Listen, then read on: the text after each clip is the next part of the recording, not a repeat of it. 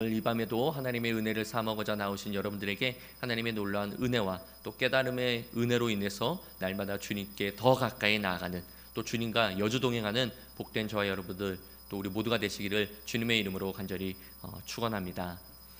우린 계속해서 민수기를 살펴봄으로 인해서 이스라엘 백성들의 반복적으로 나타나는 모습을 볼 수 있습니다. 그 모습은 계속해서 크고 작은 문제 앞에서 이스라엘 백성들이 원망, 불평하는 그 반복적인 그들의 모습을 보게 되는 것이죠.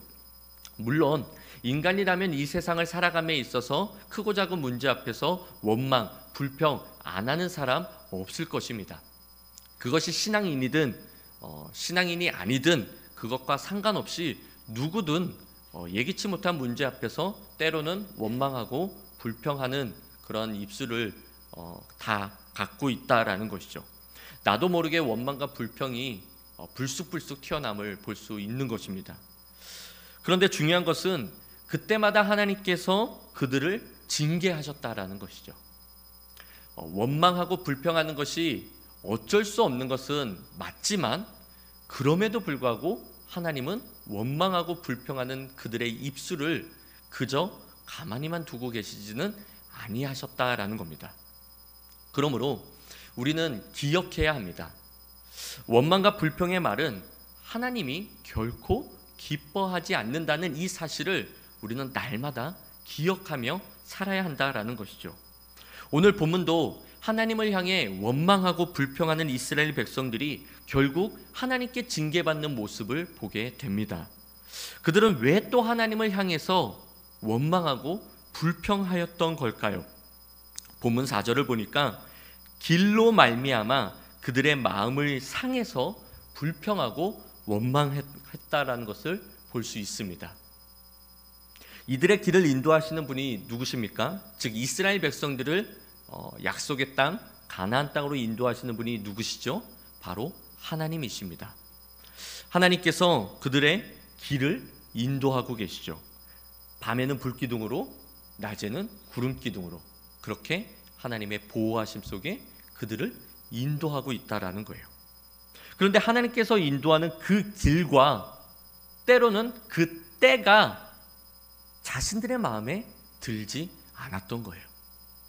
1절에 보니까 가나안 사람 아랏의 왕이 아다람 길로 이스라엘 백성들이 온다라는 소식을 듣고 군대를 총동원하여 이스라엘 백성들을 기습 공격합니다.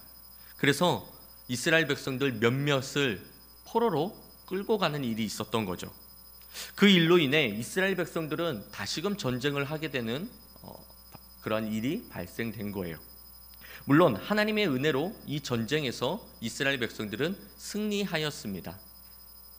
전쟁이, 물론 하나님의 은혜로 이 전쟁이 승리하였다고 해서 이 전쟁이 무슨 애들 놀이게임이냐라는 것이죠. 결코 그렇지 않습니다. 이 전쟁 한 번 치르는 것에 있어서 육체적이든 또는 정신적이든 심적이든 엄청난 스트레스와 또 그런 여러 가지의 데미지들을 입게 마련이다라는 것이죠. 쉬운 일은 아닐 거예요. 그로 인해서 이들의 마음과 이들의 육체적으로 지쳐있는 상황 속이었을 것입니다. 이런 마음도 들었을 거예요. 좀 쉬고 싶다. 며칠만이라도 좀 쉬고 싶다. 또는 몇 달 좀 쉬고 좀 정비를 좀 재정비를 하고 좀 이랬으면 좋겠다. 이러한 생각이 들진 않았을까? 그런데 만약입니다. 만약에 하나님께서 또다시 불기둥과 구름기둥으로 인도하신다면 어땠을까요?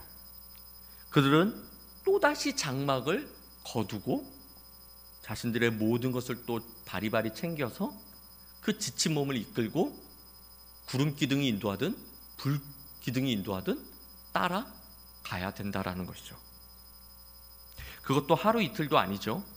우리가 지금 이 본문 상황은 이미도 약 40여 년의 세월이 이미 지난 상황인 것입니다. 40년 동안 이러한 생활을 반복적으로 해왔던 게 바로 이스라엘이에요. 특별히 이스라엘의 출애굽 2세대들입니다. 이거 너무 싫었던 거예요. 이러한 생활이 너무 싫었던 거예요. 40년 동안 이러한 생활을 했으니 얼마나 싫었겠습니까? 만약에 여러분들이 한 달에 한 번씩 이사를 간다라고 생각해 보세요. 결코 쉬운 거 아니에요. 그렇죠? 어려웠을 거예요. 지긋지긋했을 것입니다. 좀 뭔가 좀 안정을 취할까 하면은 또다시 이동하는 그 모습들이 너무나 싫었던 거예요. 이 모든 것들이 전부 마음에 들지 않았던 겁니다. 거기다 4절을 다시 보면 백성이 호르산에서 출발하여 홍해길을 따라 에돔 땅을 우회하려 하였을 때 에돔 왕이 거부한 적이 있었습니다. 물론 지난주 20장에 이러한 내용이 있었어요. 지난주에 이 말씀을 저희가 다루지는 않았습니다. 그런데 20장 14절 이하부터 쭉 보게 되면 에돔 왕이 거부하는 이것을 볼 수 있어요. 모세가 거의 빌기까지 다 하죠. 제발 우리가 이 땅을 통과하기만 해달라. 아무것도 안 마실게요.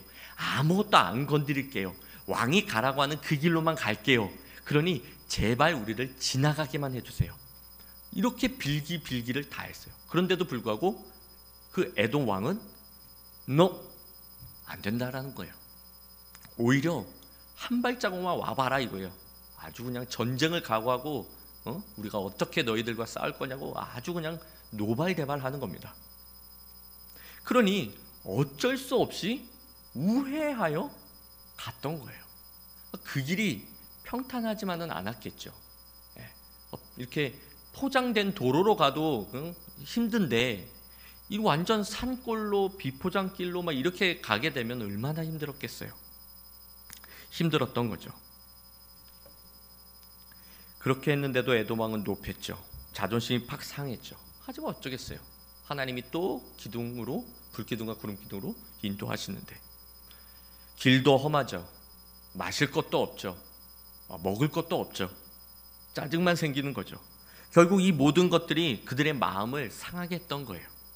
이것이 차곡차곡 쌓이다가 결국 오늘 본문에서야 또다시 폭발한 겁니다.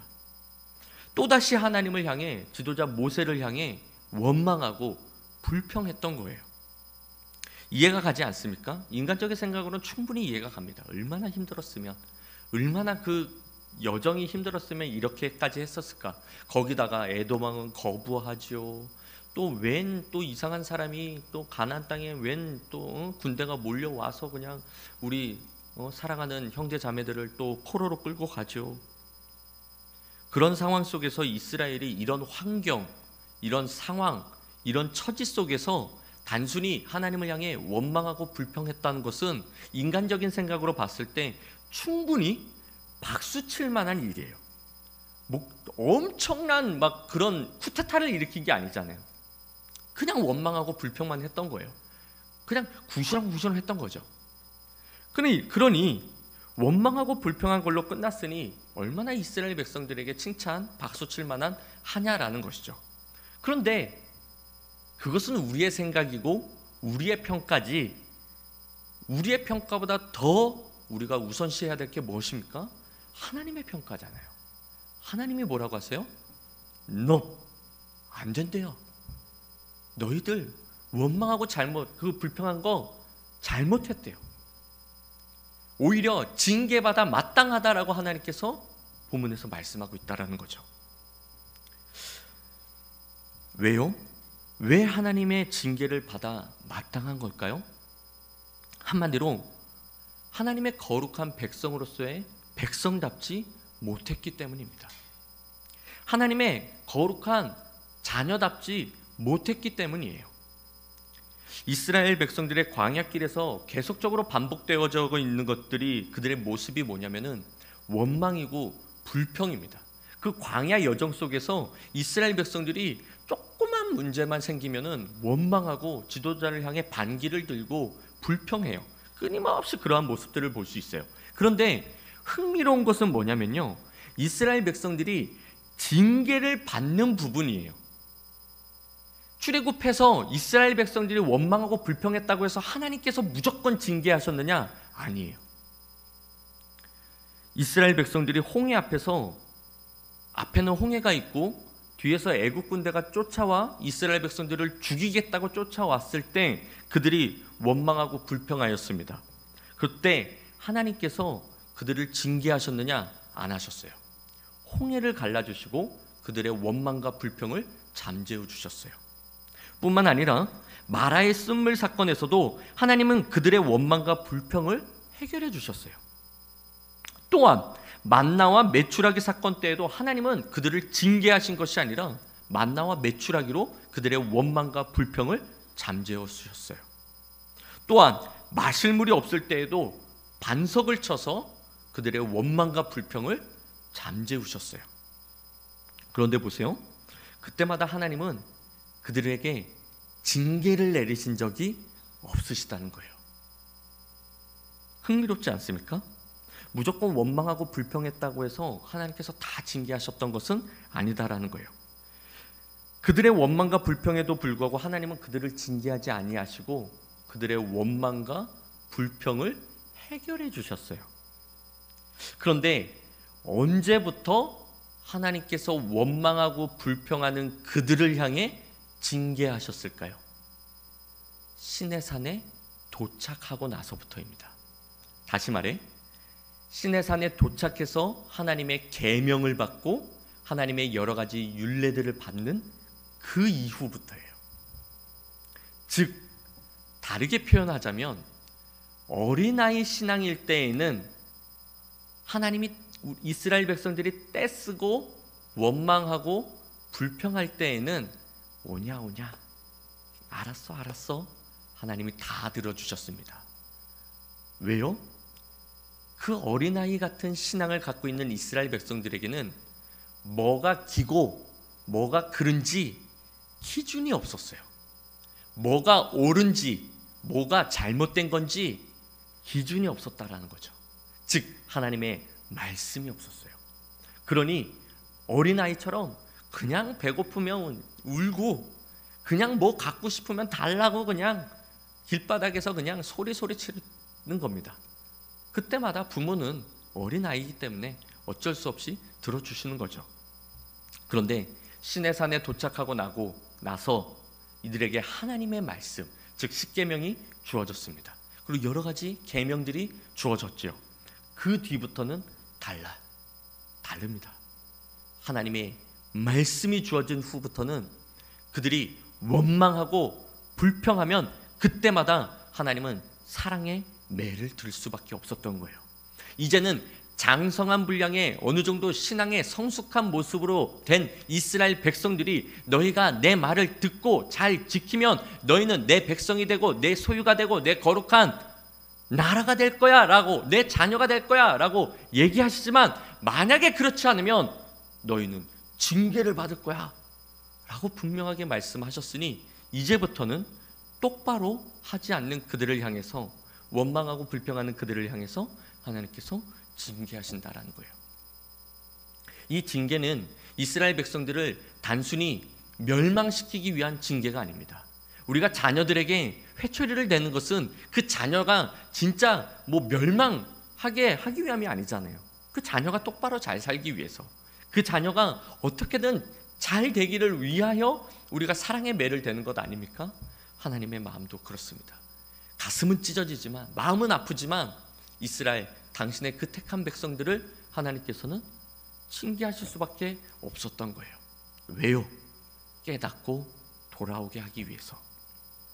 깨달아 돌아오면 하나님은 다시 우리를 반겨주시고 돌아온 탕자와 같이 손에 가락지를 다시 끼워주시고 목욕물을 받아 깨끗하게 우리를 씻겨주시고 새로운 옷으로 새로운 신발로 또는 모든 사람들을 초청하여 그 소를 잡고 잔치를 베풀어 주신다라는 거예요. 깨닫고 돌아오기만 하면 말이죠. 그렇습니다. 징계의 목적은 멸망이 아니에요. 징계의 목적은 깨닫게 하시어 다시 하나님이 기뻐하시는 그 길을 걸어가게 하는 데 있다라는 겁니다.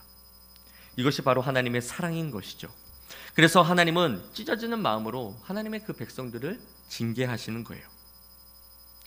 백성답지 못한 그들을, 아직도 어린아이처럼 징징거리는 그들을 하나님은 회초리를 대시는 것입니다. 왜요? 깨달으라고, 정신 차리라고, 어린아이처럼 굴지 말고 하나님의 백성답게 살라고 그렇게 그러시는 거예요. 이번에 이스라엘의 원망과 불평은 그 어느 때보다도 강도가 높았습니다. 오늘 본문 속에 보여지는 이스라엘의 백성들의 원망과 불평은 그 어느 때보다도 강도가 높았어요. 5절 말씀을 보면은 이전엔 모세와 아론을 향해서만 원망하고 불평하였습니다. 근데 5절에 보니까 이젠 하나님까지도 원망하고 있어요. 죄악의 점진성을 볼 수 있죠. 뿐만 아니라 하나님이 베풀어 주신 만나와 메추라기를 그리고 물을 하찮은 음식으로 여겨버려요. 하나님이 우리에게 베풀어 주신 그 은혜를 하찮은 것으로 여겨버려요. 엄청난 교만인 거죠. 그렇게 폄하하는 말까지도 서슴지 않고 행하는 이스라엘의 모습을 볼 수 있습니다. 그러니 하나님이 또다시 징계할 수밖에요. 하나님의 자녀이기 때문에, 버린 자녀가 아니잖아요. 하나님의 자녀이기 때문에. 그러니 하나님이 또다시 징계하는 것입니다. 6절입니다. 여호와께서 불뱀들을 백성 중에 보내어 백성을 물게 하심으로 이스라엘 백성 중에 죽은 자가 많은지라. 그 어느 때보다도 강도 높은 징계죠. 죽은 사람이 많대요. 하나님은 이스라엘 백성들이 하나님의 백성으로서, 하나님의 거룩한 자녀로서 그의 합당한 삶을 살기를 원하셨습니다. 살아계신 하나님이, 전지전능하신 하나님이 그들을 인도하고 계시니 그들의 입술엔 환경 때문에, 상황 때문에, 처지 때문에 원망하고 불평하고 불만을 품을 것이 아니라, 그럼에도 불구하고 하나님을 향한 사랑과 하나님의 계획하심과 하나님의 인도하심에 끝까지 믿고 순종하는 하나님의 백성다운 모습이 있었어야 했어요. 하나님은 그것을 원하셨던 겁니다. 지금 이스라엘 백성들은 출애굽 2세대들입니다. 즉 자신들의 부모 세대가 어떻게 하나님을 원망했고 그로 인해 하나님이 어떻게 그들을 징계하시고 결국 광야에서 죽게 하셨는지를 이들은 다 봤어요. 체험했다라는 것이죠. 알았어요. 우리도 알고 있습니다. 하나님의 말씀에서 벗어난 그의 인생이 어떠한 결말을 갖고 있는지 우린 다 알고 있어요. 그런데 조그만 문제 앞에서, 조그만 환경과 상황과 처지 속에서 우리는 하나님의 그 은혜를 서슴지 않게 폄하하며 원망하고 불평하는 출애굽 2세대들의 모습과 똑같은 우리 자신의 모습을 발견하는 것이 한두 번이 아닙니다. 하나님을 말씀을 거역했다가 얼마나 큰 실패와 고통과 고난을 경험했는지 직접 목격했던 그 자녀들이 출애굽 2세대들입니다. 그리고 이제 이 여정의 끝이 바로 눈앞에 있어요. 가나안 땅 바로 코앞까지 왔다라는 것이죠. 다시 말해 40여 년의 광야 생활이 끝이 나고 이제 가나안 땅을 바로 눈앞에 남겨두고 있는 시점이라는 거예요. 이 시점에서 어떻게 그들이 불평하고 원망할 수 있냐라는 것이죠. 그들의 부모들이 가지고 있던 불신의 모습이 그들 가운데 있어서는 안 됐던 거예요. 그래서 하나님이 그 어느 때보다도 강력하게 징계하고 계시는 것입니다. 이제는 불신으로 일관했던 그들의 부모의 모습을 완전히 벗어버리고 하나님을 참되게 신뢰하고 믿는 성숙한 하나님의 백성으로 우뚝 서기를 원하셨던 거예요. 그래서 그 어느 때보다도 강력한 사랑의 매를 대고 계시다라는 것이죠. 그래서 하나님은 하나님의 은혜를 더 많이 체험하고 하나님의 남다른 기도의 응답을 경험한 그 사람들에게는 더 큰 책임감을 물으신다라는 거예요. 신앙의 연수가 오래되면 오래될수록 징계의 무게 또한 무겁다라는 거예요. 그래서 신앙은 옆 사람을 바라보는 것이 아닌 것입니다. 신앙은 내 부모가 잘 믿는다고 해서, 또는 내 아내가 잘 믿는다고 해서 신랑인 나도 천국 가는 거 아니다라는 거죠. 신앙은 하나님과 나와 1대1 관계입니다. 부인이 열심히 기도한다라고 아무 소용없어요. 내 어머니가 나를 위해 그렇게 눈물로 새벽자녀를 쌓는다고 해서 아무 소용이 없어요. 물론 그 어머니의 기도로 인해서 자녀가 잘 될 수는 있죠. 하지만 하나님과의 1대1 관계이기 때문에 어머니의 기도 못지않은 나의 신앙도 온전히 바로 서야 된다라는 거예요. 신앙의 연수가 오래되면 오래될수록 하나님과 깊은 교제를 나누면 나눌수록 하나님의 백성답지 못한 우리의 말, 우리의 생각, 우리의 행동, 하나님은 더 가슴 아파하시며 매를 대신다라는 겁니다. 우리는 이 사실을 잊어서는 아니 됩니다. 만약 은혜의 종교라고만 생각하면 안 돼요. 기독교는 종교도 아니지만 기독교를 단순히 사랑의 종교라고만 여겨서는 안 된다라는 거예요. 예수님은 자기를 부인하고 내 몫에 십자가를 지라라고 우리에게 말씀하셨고, 천국이라는 그 길은 넓은 길이 아니라 좁은 길이고 좁은 문이라고 생각했어요. 많은 사람이 천국으로 가는 것이 아니라 정말 적은 사람만이 천국 갈 수 있다라고 예수님은 어쩌면 강력하게 말씀하셨다라는 거죠. 신앙생활이 결코 쉬운 것이 아니다라는 거예요. 그저 그렇게 그럭저럭 해서 될 일이 아니다라는 겁니다. 치열하게 몸부림쳐야 돼요. 치열하게 죄와 싸워야 됩니다. 그리고 이 신앙을 지키기 위한 열심과 열정에 정말 내 목숨까지도 내놓아야 될 그 정도의 사력을 다하는 신앙의 모습이 있어야 돼요. 마치 예수님이 이 십자가를 피하기 위하여 그 겟세마네 동산에서 땀방울이 핏방울이 될 정도의 그러한 사력의 기도함이 있어야 된다라는 거예요. 그런데 어느 순간 기독교는 은혜의 종교다, 사랑의 하나님이야 라는 이것에 완전히 파묻혀서 대충 신앙생활합니다. 너무나 쉽게 구원의 라이센스, 그러니까 자격증을 따듯이 그 정도로만 생각한다는 거예요. 결코 그렇지 않습니다. 신앙인의 모습이 사라진다면, 즉 하나님의 백성의 모습이 사라진다면, 하나님의 자녀다운 모습이 사라진다면, 다시 말해 하나님 말씀대로 우리가 살지 못하면 하나님은 언제든지 징계하시는 분이십니다. 그러니 우리는 날마다 이 사실을 잊고 살아서는 안 된다라는 거예요. 오늘도 내가 하나님 말씀에서 벗어나면 하나님이 나를 징계하시진 아니하실까? 우리는 늘 조심조심 살 얼음판을 걷듯 걸어야 된다라는 거예요. 물론 하나님은 무조건 우리가 말씀에서 벗어났다고 해서 징계하시는 분은 아니세요. 하지만 그럼에도 불구하고 우리는 이러한 마음으로 살아야 된다라는 것이죠. 그래야 우리가 죄악에서 벗어날 수 있는 것입니다. 그들은 더 이상 어리숙한 믿음을 가지고 갈팡질팡할 때가 아니었어요. 출애굽 2세들은 가나안 땅을 목전에 두고 신앙에 흐리멍텅한 그러한 신앙이 되어서는 안 됐다라는 것이죠. 어쩌면 저와 여러분의 모습도 이래야 되지 않을까요? 하나님이 우리에게 원하시는 것은 흐리멍텅한 신앙의, 흐지부지한 신앙의 모습이 아니라 뚜렷하고 명확한 하나님의 백성다운, 하나님의 자녀다운 그 모습을 우리에게 원하고 계신 것은 아닐까요?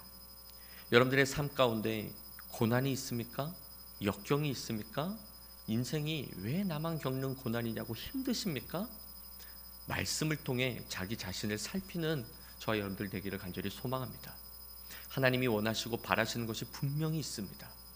그것으로 돌아가야 합니다.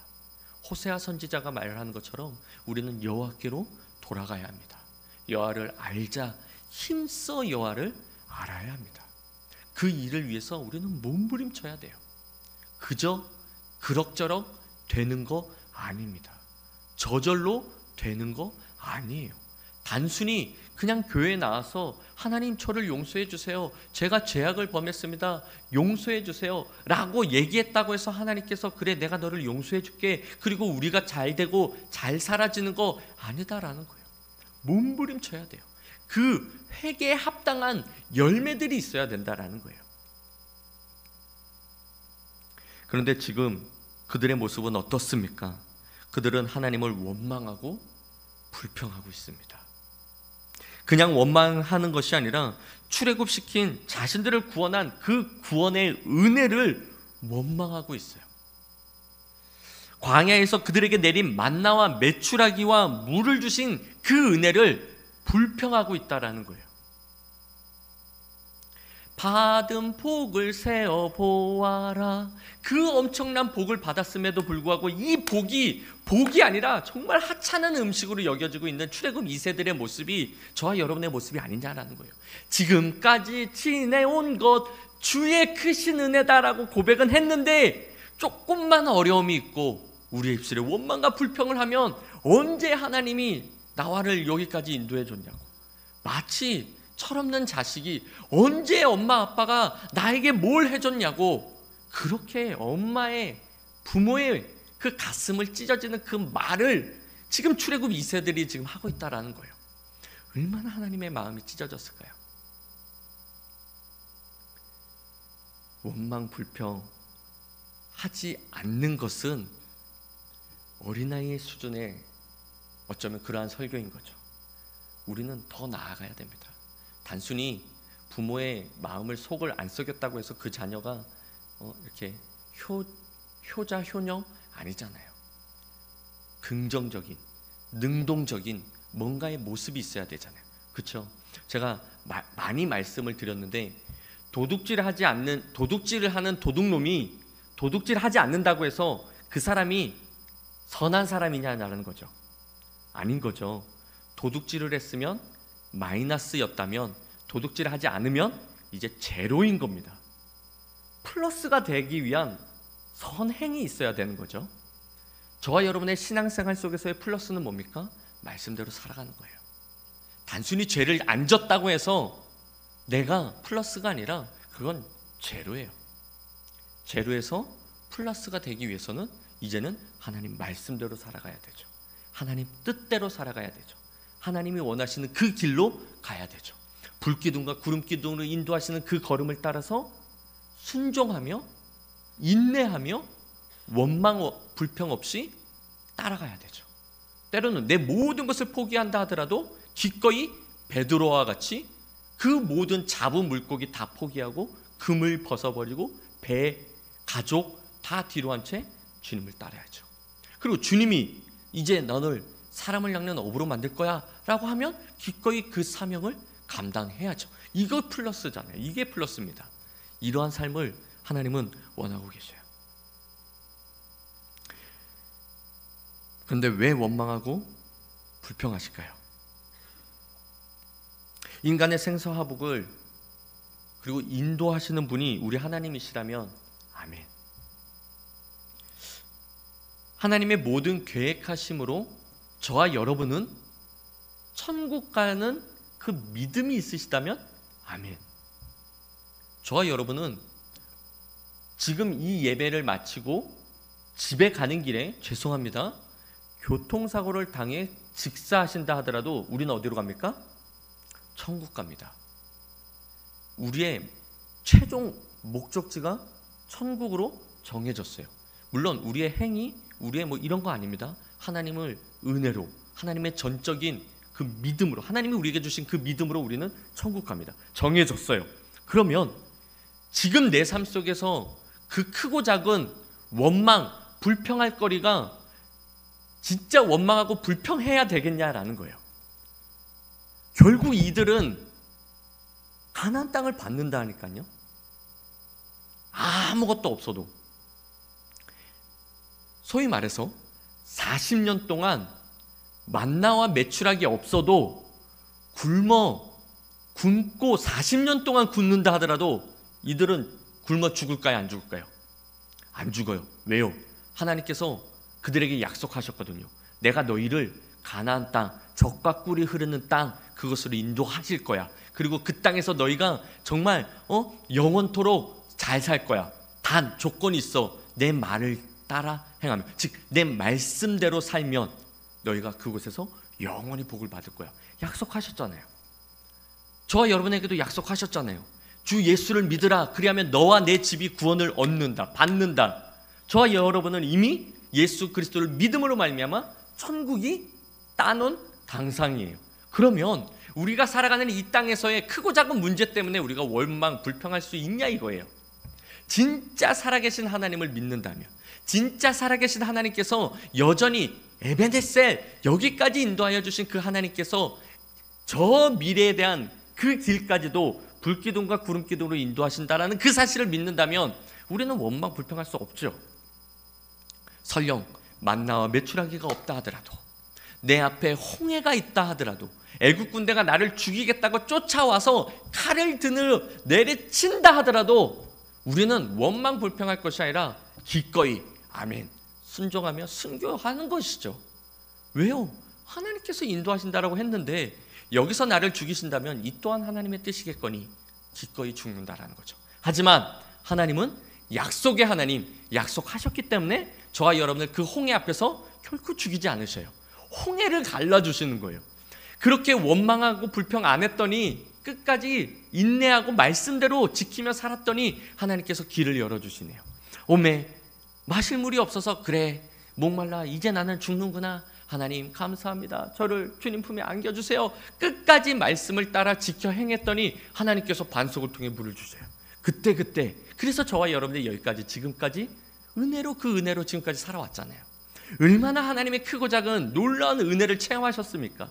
조금만 주님 하면 베드로가 풍랑을 보고 물속으로 빠져들 때 주여! 라고 외쳤을 때 주님께서 그 즉시 손을 내밀어 건져주셨던 것처럼 얼마나 우리가 하나님의 은혜로 지금까지 그 은혜를 체험했냐라는 거예요. 그런데 왜 크고 작은 문제 앞에서 또 원망하고 불평할 수 있느냐라는 겁니다. 여전히 하나님은 저와 여러분을 사랑하십니다. 여전히 하나님은 저와 여러분을 인도하고 계셔요. 그러니 내 눈앞에 보여지는 그것 때문에 원망하고 불평하지 마십시오. 하나님은 원망과 불평 안 하고 꾹 참고 있으면 반드시 잠재워 주실 줄 믿습니다. 우리의 모든 필요를 이미도 다 아시는 하나님께서 이른 비와 늦은 비로 다 채워주실 줄 믿습니다. 뭐가 부족하여 어느 순간부터 우리의 입술에서 감사가 사라진 걸까요? 뭐가 아직도 의심이 돼서 우리의 입술에서 하나님을 향한 찬양을 빼앗긴 걸까요? 바라옵기는 저와 여러분에게 다시 회복의 은혜가 있기를 주님의 이름으로 간절히 축원합니다. 우리의 식어진 가슴이 다시 뜨거워지고 주님을 처음 만났던 그 처음 사랑이 다시 회복되는 저와 여러분들이 되기를 간절히 축원합니다. 기억하십시오, 여러분. 기억하십시오. 날마다 기억하십시오. 하나님이 어떠한 분이신지를, 하나님께서 내 인생 광야 이 여정 속에서 어떠한 복을 주셨는지를 늘 기억하십시오. 이 은혜를 잊으면 우리는 또다시 원망하고 불평하는 죄인일 수밖에 없습니다. 그리고 잊지 마십시오. 과거 우리 하나님으로부터 어떠한 복을 받았는지, 그리고 저 미래에 어떠한 복을 주실지를 잊지 마십시오. 어떠한 은혜와 응답이 있었고 우린 그것을 목격했고 또 체험했던 그것을 잊지 마십시오. 기도했더니 하나님께서 이러한 응답을 주셨어.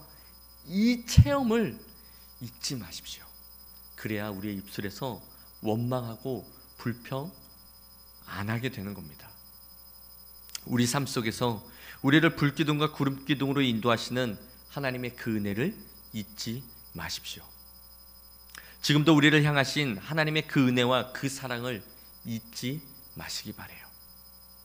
과거에만 역사하신 것이 아니라 지금도 역사하시는 살아계신 하나님의 저와 여러분을 능력의 손으로 붙잡고 계심을 잊지 마시기 바랍니다.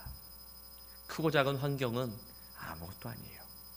거대하게 보여지는 골리앗도 주님과 함께라면 자그마한 조약돌 하나로 일격에 무너뜨릴 수 있는 아무것도 아닌 문제입니다.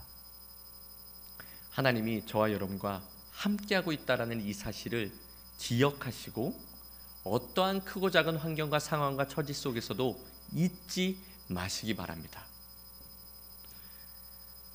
그러면 내 앞에 문제가 산더미처럼 쌓여 있어도 우린 감사할 수 있습니다. 홍해가 내 앞을 가로막고 애국 군대가 나를 죽이겠다고 뒤쫓아오더라도 우린 두려워하거나 좌절하거나 낙심하거나 주저앉지 않고 더욱더 입술을 열어 하나님을 찬양할 수 있다라는 거예요. 주께서 내 길 예비하시네, 주께서 내 길 예비하시네, 이제 하루하루를 주를 위해 살리라, 주께서 나를 인도하시네.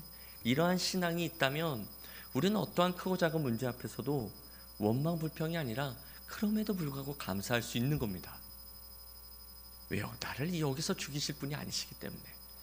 약속하셨잖아요. 그곳으로 인도하시겠다고. 하나님이 누구신지, 내가 누구인지 그 정체성을 잊어버리면 우리는 원망하고 불평합니다. 그런데 이러한 하나님이 누구인지 내가 누구인지를, 이 정체성을 기억한다면 우리는 감사할 수 있어요. 찬양할 수 있습니다.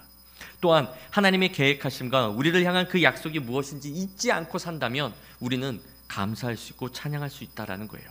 그러므로 하나님의 구원의 은혜를 잊지 마시기 바랍니다. 뿐만 아니라 여전히 살아계신 하나님은 저와 여러분을 인도하고 계심을 또한 잊지 마시기 바라요. 날마다 기억하십시오. 날마다 묵상하십시오.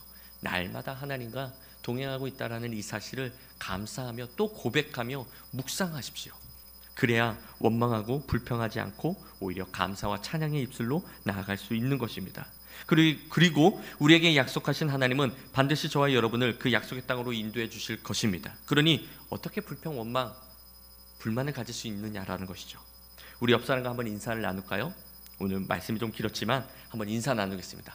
다 잘 되고 있습니다. 다 잘 되고 있습니다. 또 한번 인사 나눌까요? 걱정하지 마세요. 걱정하지 마십시오. 걱정하지 마세요. 한 번 더 인사 나눌게요. 당신은 혼자가 아닙니다. 하나님이 저와 여러분을 함께하고 계시기 때문이시죠. 그러므로 9절 말씀입니다.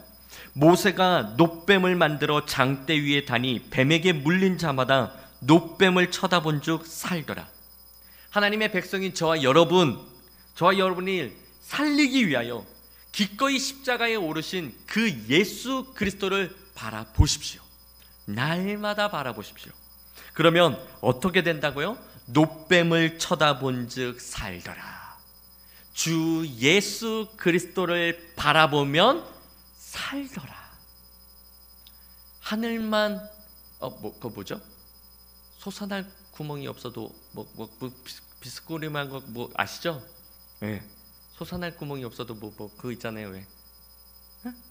모르겠어요. 집에 가서 한번 살펴보세요. 네. 하늘만 쳐다보면 살 길이 있다라는 거죠.